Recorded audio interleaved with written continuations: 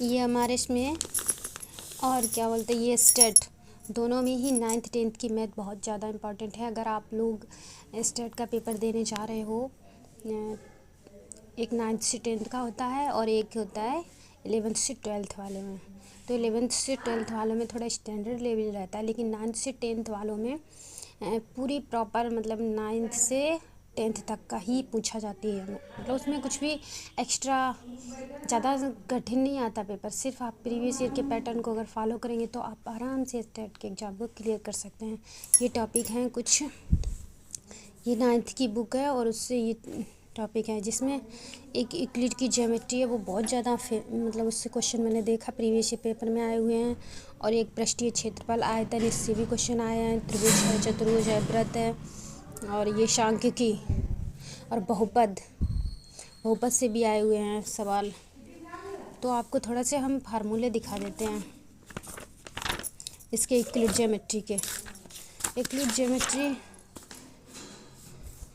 ये देखिए, एक मिनट, कहाँ है यूक्लिड ज्योमेट्री? ये है यूक्लिड ज्योमेट्री।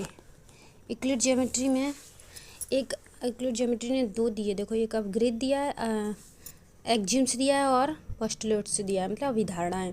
तो अवग्रहित और अभिधारणाएं क्या होती हैं? तो अवग्रहित जो हैं वो 7 होते हैं, ठीक है, 7 अवग्रहित होते हैं, और अभिधारणाएं जो होती हैं वो 5 अभिधारणाएं होती हैं। ये आपको आना मतलब बहुत ज़्यादा महत्वपूर्ण है, क्योंकि मैंने प्रीवियस के पेपर से देखा है, इससे बहुत से क्वेश्चन आते हैं।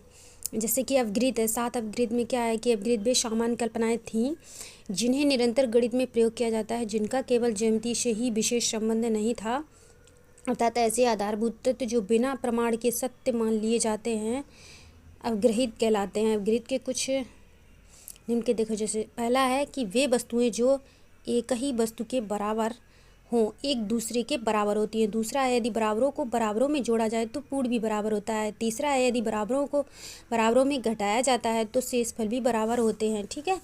नेक्स्ट देखिए चौथा, वे वस्तुएं जो परस्पर, एक मिनट सही से नहीं दिख रहा शायद, अभी ठीक है, वे वस्तुएं जो परस्पर संपाती हों एक दूसरे के बराबर होती हैं। पांचवा है पूर्ण अपने भाग से बड़ा होता है, और पांचवें के बाद छठा है एक ही वस्तुओं के दोगुने परस्पर बराबर होते हैं, और सातवां है एक ही वस्तुओं के आधे परस्पर बराबर होते हैं। अवधारणाएं देखिए, अवधारणाएं 5 हैं।